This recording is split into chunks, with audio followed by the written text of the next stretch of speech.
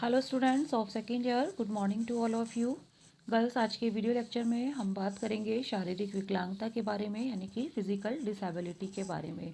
शारीरिक विकलांगता एक ऐसी समस्या है जो किसी भी दुर्घटना, बीमारी के कारण, चोट या संक्रमण के कारण उत्पन्न हो सकती है, और उससे जो होने वाला जो प्रभाव है वो व्यक्ति के शरीर के किसी भी अंग को जो है वो अपंग बना सकता है, वो निष्क्रिय हो सकता है। तो शारीरिक विकलांगता क्या होती है बच्चों, ये देखते हैं। शारीरिक विकलांगता एक ऐसी समस्या है जिससे जीवन की एक या एक से अधिक महत्वपूर्ण गतियाँ प्रभावित होती हैं, और शारीरिक विकलांगता के प्रकार, उसके कारण और जीवन पर उनके प्रभाव के तरीके असीमित होते हैं। शारीरिक विकलांगता को परिभाषित इस प्रकार भी किया जा सकता है कि वह किस तरह से व्यक्ति के जीवन को प्रभावित करती है। अगर हमें शारीरिक विकलांगता को परिभाषित करना है तो व्यक्ति के जीवन पर पड़ने वाले उसके प्रभावों का वर्णन करके ही या उनका अध्ययन करके हम शारीरिक विकलांगता को परिभाषित कर सकते हैं। शारीरिक विकलांगता जो है वो जन्मजात, एक्सीडेंट, दुर्घटना या किसी बीमारी के कारण हो सकती है, या फिर प्रेगनेंसी या व्यक्ति के बचपन के समय हुई बीमारियों के कारण भी यह हो सकती है। किसी भी दुर्घटना है या चोट लग जाने के कारण या कोई तीव्र संक्रमण या अन्य बीमारियों की वजह से जो है शरीर का कोई भी अंग निष्क्रिय हो सकता है, और वो शारीरिक विकलांगता कहलाती है। तथा जो शारीरिक विकलांगता है गर्ल्स, यह अनुवांशिक भी मानी जाती है कि कभी कभी जो है माता पिता से जो जीन्स हस्तांतरित होते हैं गर्भाधारण के समय, उसके द्वारा भी जो है शारीरिक विकलांगता बच्चों में उत्पन्न हो सकती है, अनुवांशिकी हो सकती है। शारीरिक विकलांगता का परीक्षण जो है वो डॉक्टर द्वारा किया जाता है, और इसका इलाज जो है इसके प्रकार, उसके प्रभाव करने की तीव्रता पर ही निर्भर करता है। इसमें जो है फिजिकल थेरेपी का उपयोग भी किया जाता है कि अगर जो है शरीर का कोई भी अंग सही तरह से कार्य नहीं कर रहा है, वो अपंग है, तो उसकी जो है फिजिकल थेरेपी के द्वारा भी उसका इलाज किया जा सकता है। तो इसमें देखा हमने बच्चों की शारीरिक विकलांगता क्या होती है कि जब शरीर का कोई भी अंग निष्क्रिय हो जाता है, विकलांग हो जाता है, वो सही तरह से कार्य नहीं करता है, तो वो शारीरिक विकलांगता कहलाती है। और शारीरिक विकलांगता जो होती है वो जन्मजात हो सकती है या किसी दुर्घटना के कारण, या कोई भी ऐसा संक्रमण है, चोट है, या फिर कभी कभी अनुवांशिक भी माना जाता है। ठीक है, आगे बढ़ते हैं। आगे देखते हैं कि टाइप्स ऑफ फिजिकल डिसेबिलिटी की जो शारीरिक विकलांगता है उसके कितने प्रकार होते हैं। देखिए, शारीरिक विकलांगता को दो भागों में विभाजित किया गया है। पहला जन्मजात विकलांगता और दूसरा अर्जित विकलांगता। जन्मजात विकलांगता का अर्थ, जैसे कि अभी मैंने आपको बताया कि अनुवांशिकी है ना, कि जो बच्चा जब माँ के गर्भ में होता है वहीं पर उसको जो है जैसे जन्मजात विकलांगता का अर्थ है कि व्यक्ति को विकलांगता जन्म से पहले गर्भावस्था में या जन्म के समय हुई। ठीक है, तो वो क्या कहलाती है, जन्मजात विकलांगता वो कहलाती है। नेक्स्ट आता है अर्जित विकलांगता।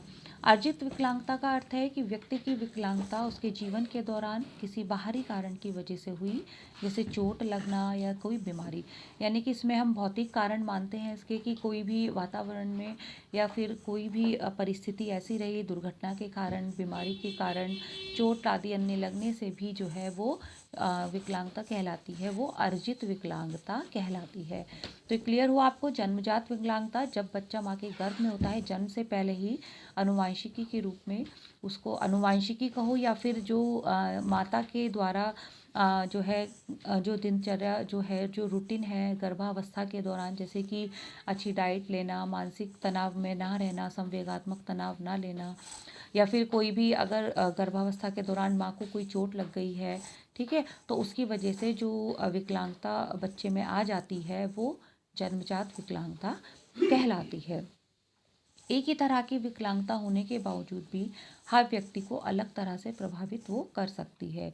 यानी कि अगर व्यक्ति में या दो बालक में एक तरह की विकलांगता है, लेकिन उसका जो प्रभाव होता है वो अलग अलग तरह से होता है, और उसका इलाज भी अलग अलग तरह से उसके प्रभाव के आधार पर किया जाता है। कुछ विकलांगताएं ऐसी भी होती हैं जो बाहर नहीं दिखाई देती, जिन्हें अदृश्य विकलांगता भी कहा जाता है। विकलांगता के कई प्रकार होते हैं जो व्यक्ति को निम्न तरीके से प्रभावित करते हैं, जैसे कि गतिविधि करने की क्षमता, मानसिक स्वास्थ्य, उसकी सोचने की क्षमता और उसकी सीखने की क्षमता।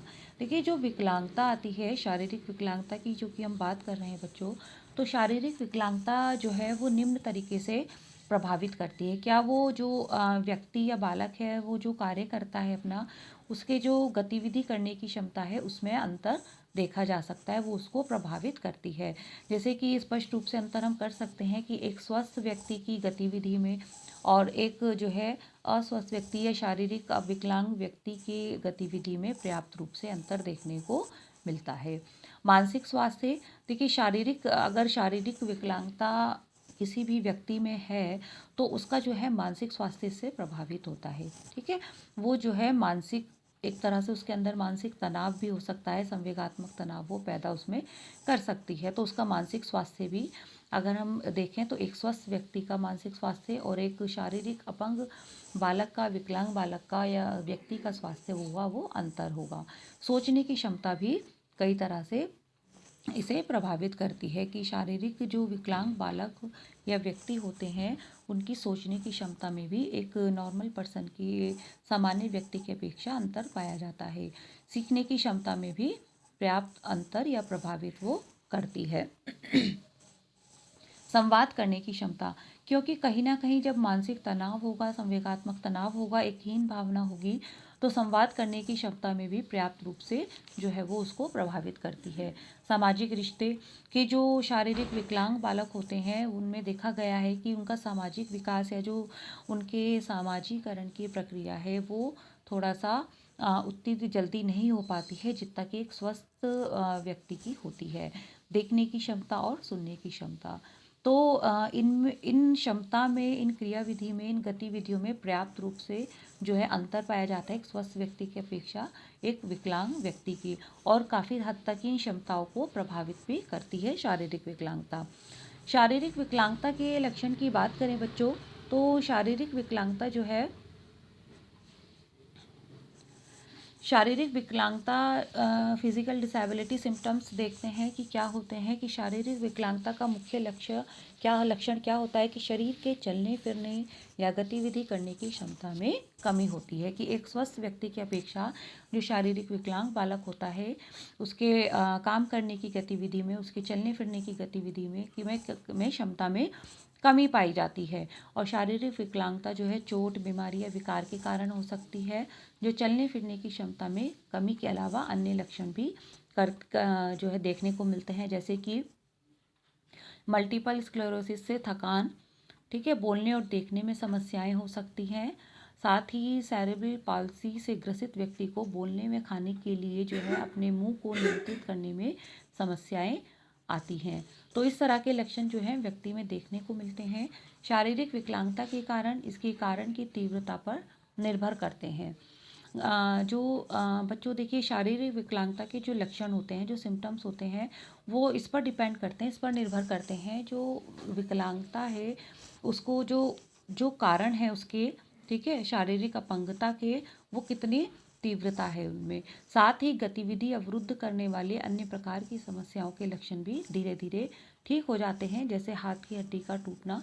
तो अब जो ऐसी चीज़ें जैसे कि कभी कभी चोट लगने के कारण या गिर जाने के कारण फ्रैक्चर हो जाता है जिसमें हड्डी टूट जाती है, तो ऐसी जो समस्याएं होती हैं वो कुछ दिनों के बाद, कुछ महीनों के बाद जो है रिकवरी कर लेती हैं, जल्दी सही हो जाती हैं। लेकिन अब इसके कारण, फ्रैक्चर के कारण आने वाली जो व्यक्ति के अगर हाथ है या पैर में या किसी भी अंग में कोई भी फ्रैक्चर होता है या हाथ में, तो वो जो है उसकी रिकवरी होने में कितना टाइम लगेगा, उसे सही होने में कितना टाइम लगेगा, ये डिपेंड करता है उसकी जो है उसके जो तीव्रता है उसकी चोट लगने की। चलने फिरने या गतिविधि करने की क्षमता में कमी एक गंभीर और जीवन को बदलने वाली समस्या हो सकती है। अगर आप शारीरिक विकलांगता के कोई भी लक्षण अनुभव कर रहे हैं तो अपने डॉक्टर से इसके बारे में बात करें। कुछ समस्याओं के निदान सामान्य शारीरिक परीक्षण से हो जाते हैं, या फिर चलने फिरने या गतिविधि करने की क्षमता में कमी के कारण पर आधारित इसका जल्दी इलाज करने से लक्षणों को ठीक भी किया जा सकता है और इसे बढ़ने से भी रोका जा सकता है। शारीरिक विकलांगता के निदान की बात करें बच्चों, तो शारीरिक विकलांगता के परीक्षण के लिए डॉक्टर जैसे निम्नलिखित चीज चेक करते हैं क्या, कि इलाज, दवाएं और प्रयोग की जा रही यंत्र और सुविधाओं की जानकारी, उनके प्रभाव क्या हैं, समय के साथ विकलांगता के अपेक्षित रुकना और बढ़ना, व्यक्ति की शारीरिक, व्यावहारिक और ज्ञान संबंधी कार्य करने की क्षमता, विकलांगता से व्यक्ति के जीवन की मुख्य गतिविधि में हो रही रुकावट और चलने, सांस लेने, देखने, सुनने, काम करने और अपना ख्याल रखने और सीखने में उनको जो है क्या समस्याएं आ रही हैं, लक्षणों के प्रकार और तीव्रता व शारीरिक विकलांगता का कार्य संबंधी जो है प्रभाव क्या है। शारीरिक विकलांगता के उपचार की बात करें, फिजिकल डिसेबिलिटी ट्रीटमेंट, तो इसमें जो है थेरेपी का उपयोग किया जाता है, फिजिकल थेरेपी का। तो कौन कौन सी थेरेपी यूज़ की जाती है वो हम पढ़ते हैं। सबसे पहले व्यवहारिक थेरेपी, बिहेवियरल थेरेपी। यह एक प्रकार की मनोचिकित्सा होती है जो व्यक्ति के व्यवहार की समस्याओं को कम करती है। यानी कि यहाँ पर जो है व्यक्ति को जो है मानसिक तनाव, जो उसको अपनी शारीरिक विकलांगता के कारण जो संवेगात्मक तनाव है, वो काफ़ी हद तक जो है व्यवहारिक थेरेपी द्वारा जो है उसको सही किया जाता है, मनोचिकित्सा द्वारा। यह व्यवहारिक थेरेपी मनोविज्ञान तरीकों का प्रयोग करके व्यक्ति की शारीरिक, मानसिक और संवाद करने के कौशल को सुधारती है। ठीक है, तो व्यवहारिक थेरेपी के अंतर्गत जो है शारीरिक और मानसिक संवाद करने के कौशल को उसमें सुधारा जाता है, ताकि उसमें जो है व्यक्ति के अंदर जो है वो इन्फिनिटी कॉम्प्लेक्स जो है ना रहे काफ़ी हद तक। तो बिहेवियरल थेरेपी ये होती है कि उसकी एक तरह से मनोचिकित्सा के द्वारा उसको जो है काफ़ी हद तक उसकी विकलांगता को दूर करने का प्रयास किया जाता है। संज्ञानात्मक थेरेपी, कॉग्निटिव थेरेपी। संज्ञानात्मक थेरेपी व्यवहारिक थेरेपी के विपरीत होती है। यह व्यक्ति के व्यवहार को प्रभावित करने वाली सोच और भावनाओं पर केंद्रित रहती है, और व्यवहारिक थेरेपी उस जो सोच व भावना को खत्म करने पर केंद्रित रहती है। देखिए दोनों ही चीज़ में है कि इसमें जो है संज्ञानात्मक थेरेपी में जो व्यक्ति के व्यवहार को प्रभावित करने वाले सोच व भावनाओं पर केंद्रित रहती है, कि जो शारीरिक अपंगता के कारण व्यक्ति के व्यवहार में जो नेगेटिविटी है, नकारात्मकता है, वो काफ़ी हद तक उसकी सोच और भावनाओं पर उसको संज्ञानात्मक थेरेपी द्वारा उसकी जो सोच और भावना है अपनी बीमारी को लेकर, उसको काफ़ी हद तक जो है दूर करने का प्रयास किया जाता है। शारीरिक थेरेपी में जो है शरीर की गतिविधि करने की क्षमता, संतुलन, तालमेल और ताकत व सहनशीलता को सुधारने पर केंद्रित रहती है। यानी कि जिस भी शरीर के जिस भी अंग में अपंगता आई है, उसे काफ़ी हद तक जो है उसमें जो है उससे धीरे धीरे काम करना, उस अंग से उसको हिलाना डुलाना, साथ ही उसमें जो है ताकत और सहनशीलता को सुधारने की, उसमें जो है मांसपेशियों में जो है वो एक तरह से क्रियाशीलता लाने पर ये केंद्रित रहती है। नेक्स्ट अब बात करते हैं ऑक्यूपेशनल थेरेपी। ऑक्यूपेशनल थेरेपी एक ऐसा उपचार है जो लोगों के जीवन के सारे भागों में मदद करता है। अगर आपके बच्चे को शारीरिक विकलांगता, विकास की समस्याएं, तालमेल की समस्याएं या सोचने की समस्या है, तो ऑक्यूपेशनल थेरेपी इसकी मदद करती है। यानी कि ये टोटल जो है हर तरह की थेरेपी, ऑक्यूपेशनल थेरेपी, यानी कि ये एक तरह से शारीरिक विकलांगता की समस्या के साथ साथ जो बच्चे को कुछ मानसिक तनाव है, जो या मानसिक एक तरह से कहा जाए कि शारीरिक तनाव के, शारीरिक अपंगता के कारण, विकलांगता के कारण जो उसके जीवन में संवेगात्मक तनाव जो वो करता है, सहन महसूस करता है, उसको भी काफ़ी हद तक जो है ऑक्यूपेशनल थेरेपी द्वारा दूर करने का प्रयास किया जाता है। स्पीच थेरेपी में बोली भाषा और मुंह से बोलने के तरीके को वो सुधारा जाता है। जो बच्चे ठीक से नहीं बोल पाते, उनकी बोली को साफ बनाने, भाषा को सीखने और सुनने को कौशल को सुधारने के लिए स्पीच थेरेपी का उपयोग किया जाता है। ओके गर्ल्स, आज की वीडियो लेक्चर में हमने बात की थी फिजिकल डिसेबिलिटी के बारे में, शारीरिक अपंगता के बारे में। आई होप आपको क्लियर हुआ होगा। इस टॉपिक से रिलेटेड कोई भी क्वेरी है तो हम जूम क्लास में इसको डिस्कस करेंगे गर्ल्स। मिलते हैं नेक्स्ट वीडियो में नेक्स्ट